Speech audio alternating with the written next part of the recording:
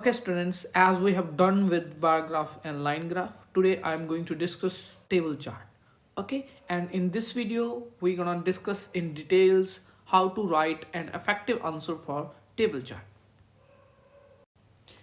Table ਤੇ line graph ਵਾਂਗੂ ਇਹਦੇ ਵਿੱਚ ਵੀ ਅਸੀਂ ਜਿਹੜੇ ਹੈਗੇ ਆ ਚਾਰ ਜਿਹੜੇ ਹੈਗੇ ਆ ਆਪਣੇ ਪੈਰਾਗ੍ਰਾਫ ਬਣਾਵਾਂਗੇ ਕਿ ਪੈਰਾਗ੍ਰਾਫ 1 ਜਿਹਦੇ ਵਿੱਚ ਅਸੀਂ ਇੰਟਰੋਡਕਸ਼ਨ ਲਿਖਾਂਗੇ ਰੀਫਰੇਸ ਕਰਕੇ ਸਟੇਟਮੈਂਟ ਨੂੰ, ਪੈਰਾਗ੍ਰਾਫ 2 ਦੇ ਵਿੱਚ ਅਸੀਂ ਓਵਰਵਿਊ ਲਿਖਾਂਗੇ, ਪੈਰਾਗ੍ਰਾਫ 3 ਦੇ ਵਿੱਚ ਅਸੀਂ ਜਿਹੜੀ ਫਰਸਟ ਮੇਨ ਫੀਚਰ ਜਾਂ ਪਹਿਲੀਆਂ ਦੋ ਮੇਨ ਫੀਚਰਸ ਹੋਣਗੀਆਂ ਉਹਨਾਂ ਨੂੰ ਡਿਟੇਲ ਵਿੱਚ ਡਿਸਕਸ ਕਰਾਂਗੇ ਤੇ ਪੈਰਾਗ੍ਰਾਫ 4 ਵਿੱਚ ਅਸੀਂ ਜਿਹੜਾ ਹੈਗੀ ਆਪਣੀ ਸੈਕੰਡ ਮੇਨ ਫੀਚਰ ਤੇ ਜਿਹੜੀਆਂ ਦੂਸਰੀਆਂ ਮੇਨ ਫੀਚਰਸ ਹੋਣਗੀਆਂ ਉਹਨਾਂ ਨੂੰ ਡਿਟੇਲ ਵਿੱਚ ਡਿਸਕਸ ਕਰਾਂਗੇ। Okay students, let's move to the question। ਜਿਹੜਾ ਸਾਡਾ ਪਹਿਲਾ ਸਟੈਪ ਉਹਦੇ ਵਿੱਚ ਅਸੀਂ ਕੀ ਕਰਦੇ ਹਾਂ ਕਿ ਕੁਐਸਚਨ ਕੇਅਰਫੁਲੀ ਐਨਾਲਾਈਜ਼ ਕਰਦੇ ਹਾਂ, ਠੀਕ ਹੈ, ਅਤੇ ਉਹਨੂੰ ਰੀਡ ਕਰਦੇ ਹਾਂ ਤੇ ਆਪਣਾ ਜਿਹੜਾ ਸਬਜੈਕਟ ਹੈ ਤੇ ਵਰਬ ਹੈ ਉਹਨੂੰ ਪਹਿਚਾਣਦੇ ਹਾਂ। ਜਿਵੇਂ ਕਿ ਜਿਹੜਾ ਸਾਡਾ ਕੁਐਸਚਨ ਹੈ ਉਹ ਇਹ ਹੈ the tables below give the distribution of world population in 1950 and 2000 with an estimate of the situation in 2050। ਮਤਲਬ ਕਿ ਇਹਦੇ ਵਿੱਚ ਕੀ ਹੈ ਕਿ ਸਾਨੂੰ 1950 ਤੇ 2000 ਹੈ ਜਿਹੜਾ ਉਹਦਾ ਜਿਹੜਾ ਵਰਲਡ ਪੋਪੂਲੇਸ਼ਨ ਦੀ ਡਿਸਟ੍ਰੀਬਿਊਸ਼ਨ ਹੈ ਉਹ ਦਿੱਤੀ ਹੋਈ ਹੈ ਤੇ ਉਹਦਾ ਐਸਟੀਮੇਟ ਦਿੱਤਾ ਹੋਇਆ ਕਿ ਜਿਹੜੀ ਵਰਲਡ ਦੀ ਪੋਪੂਲੇਸ਼ਨ ਉਹ 2050 ਵਿੱਚ ਜਿਹੜੀ ਹੈਗੀ ਉਹ ਕਿੱਥੋਂ ਤੱਕ ਹੋਊਗੀ।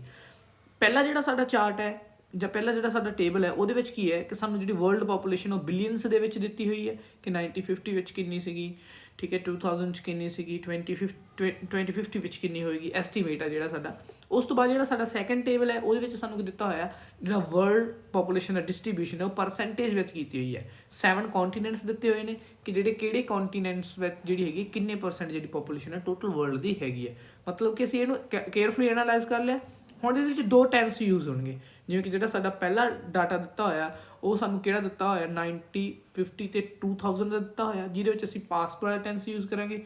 ਉਸ ਤੋਂ ਬਾਅਦ ਸਾਨੂੰ ਐਸਟੀਮੇਟ ਦਿੱਤਾ ਹੋਇਆ ਜਿਹਦੇ ਵਿੱਚ ਅਸੀਂ ਐਸਟੀਮੇਸ਼ਨ ਫਿਊਚਰ ਦੀ ਗੱਲ ਕਰਾਂਗੇ। ਓਕੇ, ਮਤਲਬ ਆਈ ਹੋਪ ਕਿ ਤੁਹਾਨੂੰ ਮਤਲਬ ਕਿ ਸਮਝ ਆ ਗਿਆ ਹੋਊਗਾ ਕਿ ਸਾਡਾ ਕੁਐਸਚਨ ਕੀ ਹੈ। ਮਤਲਬ ਇਹ 'ਚ ਸਬਜੈਕਟ ਕੀ ਹੈ ਕਿ ਜਿਹੜੀ ਪਰਸੈਂਟੇਜ ਦਿੱਤੀ ਹੋਈ ਹੈ, ਜਿਹੜਾ ਡਾਟਾ ਦਿੱਤਾ ਹੋਇਆ ਉਹ ਕਿਹਦਾ ਦਿੱਤਾ ਹੋਇਆ ਵਰਲਡ ਪੋਪੂਲੇਸ਼ਨ ਦਾ ਦਿੱਤਾ ਹੋਇਆ।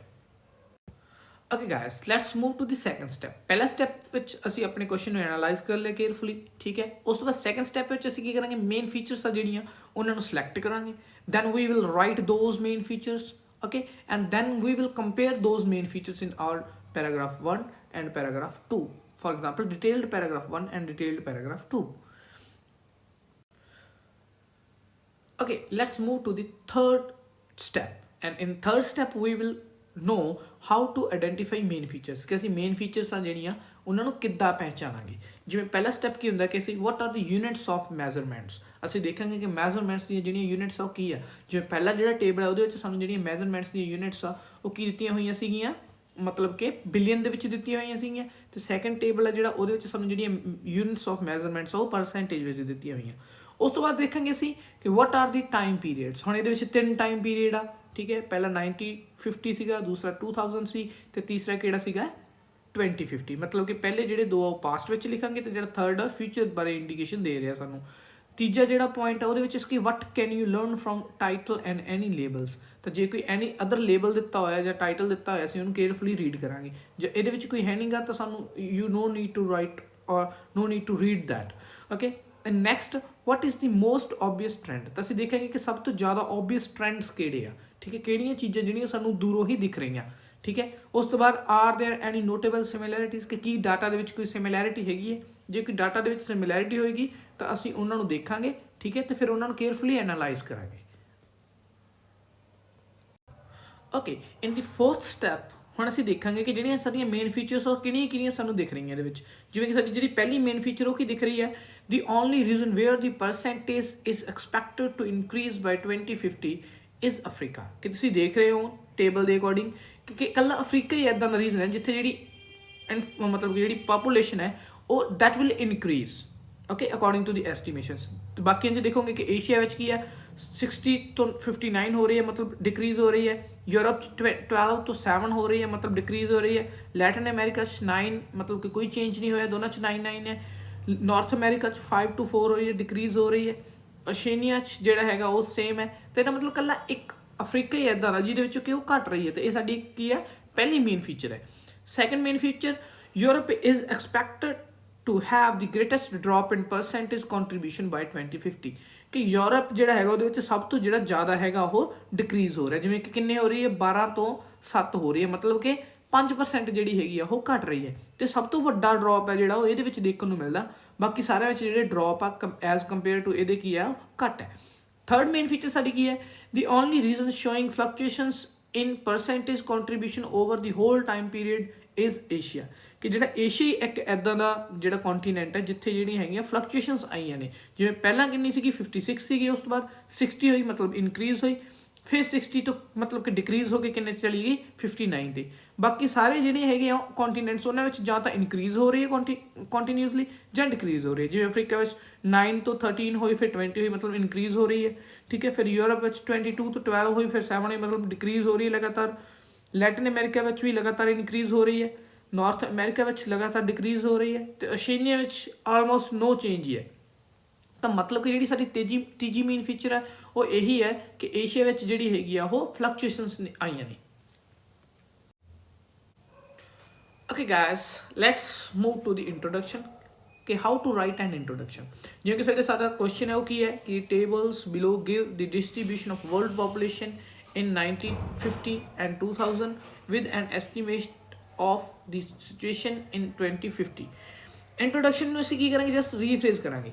the table compares changes in worldwide population distribution between the 6 key regions। ਕਿ ਜਿਹੜੇ 6 key regions ਆ ਉਹਨਾਂ ਵਿੱਚ ਨਾ ਸਾਡੀ ਡਿਸਟਰੀਬਿਊਸ਼ਨ ਜਿਹੜੀ ਹੈਗੀ ਪਾਪੂਲੇਸ਼ਨ ਦੀ ਉਹ ਦਿੱਤੀ ਹੋਈ ਸੀ, ਤਾਂ ਅਸੀਂ ਉਹਨੂੰ ਮੈਂਸ਼ਨ ਕਰਾਂਗੇ from 1950 to 2000 with predictions for the year 2050।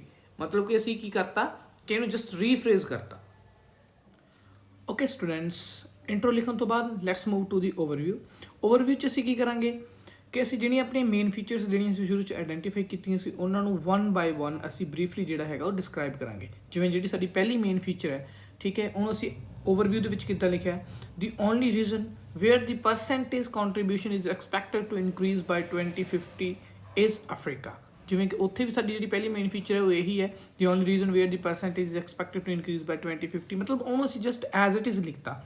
ਉਸ ਤੋਂ ਬਾਅਦ ਅਸੀਂ ਵਾਈਲ ਵਾਲਾ ਕਨੈਕਟਰ ਲਗਾਇਆ। ਵਾਈਲ ਤੋਂ ਬਾਅਦ ਅਸੀਂ ਯੂਰਪ ਵਾਲਾ ਜਿਹੜਾ ਹੈਗਾ, Europe is expected to have the greatest drop in proportion over the same time span.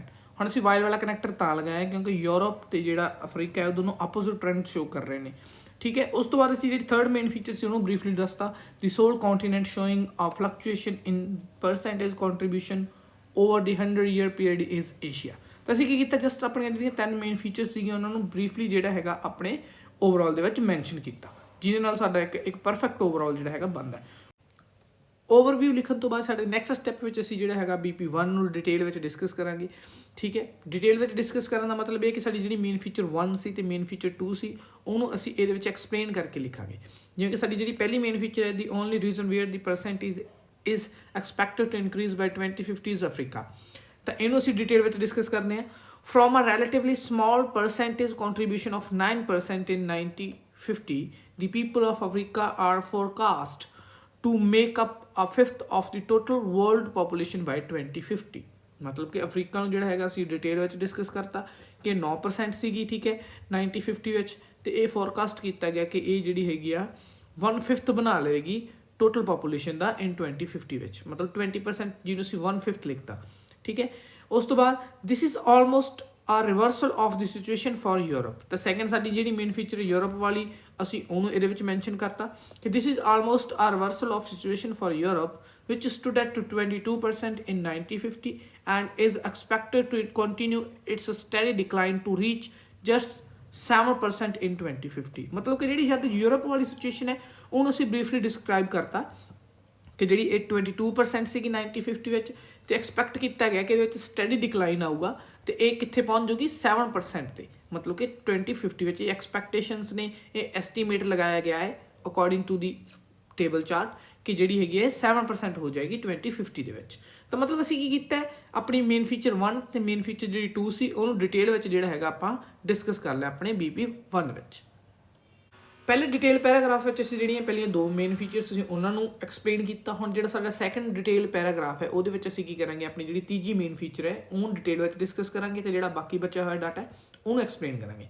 ਜਿਵੇਂ ਥਰਡ ਮੇਨ ਫੀਚਰ ਜਿਹੜੀ ਸੀਗੀ ਉਹ ਕੀ ਸੀਗੀ, ਦੀ only region showing fluctuation in percentage contribution over the whole time period is Asia, ठीक है। ਇਹਨੂੰ ਅਸੀਂ explain ਕਰਾਂਗੇ। Another notable trend can be seen in the data for Asia, which is the only reason to show an increase in proportion contribution over first 50 years, but the prediction for a decline, albeit small, looking forward to 2050. ਕਿ ਇਕੱਲਾ Asia ਹੀ ਇੱਕ ਇਦਾਂ ਦਾ reason ਹੈ ਜਿਹਦੇ ਪਹਿਲੇ 50 years ਵਿੱਚ ਕੀ ਹੋਇਆ ਸੀ, increase ਹੋਇਆ ਸੀ, ਬਟ ਉਸ ਤੋਂ ਬਾਅਦ ਇੱਕ ਸਮਾਲ ਜਿਹੜਾ ਹੈਗਾ ਡਿਕਰੀਜ਼ ਦੇਖਣ ਨੂੰ ਮਿਲਿਆ 60 ਤੋਂ 59, ਮਤਲਬ ਕਿ 1% ਦਾ ਜਿਹੜਾ ਸਮਾਲ ਡਿਕਰੀਜ਼ ਹੈ ਉਹ ਦੇਖਣ ਨੂੰ ਮਿਲਿਆ, ਜਿਹਨੂੰ ਅਸੀਂ ਕਿ ਡਿਟੇਲ ਵਿੱਚ ਡਿਸਕਸ ਕਰ ਲਿਆ। ਉਸ ਤੋਂ ਬਾਅਦ ਅਸੀਂ ਜਿਹੜੇ ਰਿਮੇਨਿੰਗ ਰੀਜ਼ਨਸ ਆ ਉਹਨਾਂ ਬਾਰੇ ਗੱਲ ਕਰਾਂਗੇ। The remaining regions, North America, Latin America and Oceania, each make up less than 10%. ਕਿ ਇਕੱਲੇ each ਮਤਲਬ ਕਿ 10% ਤੋਂ ਘੱਟ ਜਿਹੜਾ ਕੰਟਰੀਬਿਊਸ਼ਨ ਹੈ ਇਹਨਾਂ ਦਾ ਹੈਗਾ ਮਤਲਬ ਪੋਪੂਲੇਸ਼ਨ ਦੇ ਵਿੱਚ, ਠੀਕ ਹੈ, of the total world population and show only minor fluctuations in contribution over the whole time period। ਤੇ ਜਿਹੜਾ ਪੂਰਾ ਟਾਈਮ ਪੀਰੀਅਡ ਹੈ ਉਹਦੇ ਵਿੱਚ ਜਿਹੜਾ ਇਹਨਾਂ ਦਾ ਕੰਟਰੀਬਿਊਸ਼ਨ ਹੈ ਉਹਦੇ ਵਿੱਚ ਮਾਈਨਰ ਫਲਕਚੁਏਸ਼ਨਸ ਜਿਹੜੀਆਂ ਉਹ ਦੇਖੀਆਂ ਜਾ ਸਕਦੀਆਂ। ਜਿਵੇਂ ਕਿ ਤੁਸੀਂ ਇਹਨਾਂ ਤਿੰਨਾਂ ਦਾ ਜੇ ਡਾਟਾ ਐਨਾਲਾਈਜ਼ ਕਰੋਗੇ ਤਾਂ ਤੁਸੀਂ ਦੇਖੋਗੇ ਕਿ 10% ਤੋਂ ਘੱਟ ਕੰਟਰੀਬਿਊਸ਼ਨ ਦੇ ਰਹੇ ਨੇ ਸਾਰੇ ਦੇ ਸਾਰੇ, ਠੀਕ ਹੈ, ਈਚ ਮਤਲਬ ਇਕੱਲੇ 10% ਤੋਂ ਘੱਟ ਕੰਟਰੀਬਿਊਸ਼ਨ ਦੇ ਰਹੇ ਨੇ, ਤੇ ਇਹਨਾਂ ਵਿੱਚ ਜਿਹੜੀਆਂ ਫਲਕਚੁਏਸ਼ਨਸ ਆ ਰਹੀਆਂ ਉਹ ਵੀ 1% 2% ਦੀਆਂ ਮਾਈਨਰ ਜੀਆਂ ਫਲਕਚੁਏਸ਼ਨਸ ਜਿਹੜੀਆਂ ਉਹ ਦੇਖਣ ਨੂੰ ਮਿਲ ਰਹੀਆਂ ਨੇ। This is the sample answer. ਜਿਵੇਂ ਕਿ ਅਸੀਂ ਪਹਿਲਾਂ ਜਿਹੜੀ ਇੰਟਰੋ ਬਣਾਈ ਸੀ, ਓਵਰਆਲ ਬਣਾਇਆ ਸੀ, BP1 ਨੂੰ ਡਿਟੇਲ ਵਿੱਚ ਡਿਸਕਸ ਕੀਤਾ, BP2 ਨੂੰ ਡਿਟੇਲ ਵਿੱਚ ਡਿਸਕਸ ਕੀਤਾ, ਜਿਹਨੂੰ ਕੰਬਾਈਨ ਕਰਕੇ this is the sample answer. ਕਿ ਐਦਾਂ ਅਸੀਂ ਜਿਹੜਾ ਹੈਗਾ ਇੱਕ ਪਰਫੈਕਟ ਆਂਸਰ ਹੈ ਜਿਹੜਾ ਆਪਣੇ ਟਾਸਕ 1 ਟੇਬਲ ਚਾਰਟ ਦਾ ਲਿਖ ਸਕਦੇ ਹਾਂ। If you like this video, kindly subscribe our channel and press the like button and also press the notification so that you can get notifications for our latest videos, and also contact us for writing evaluations. Download our app and submit your answers over there. Thank you.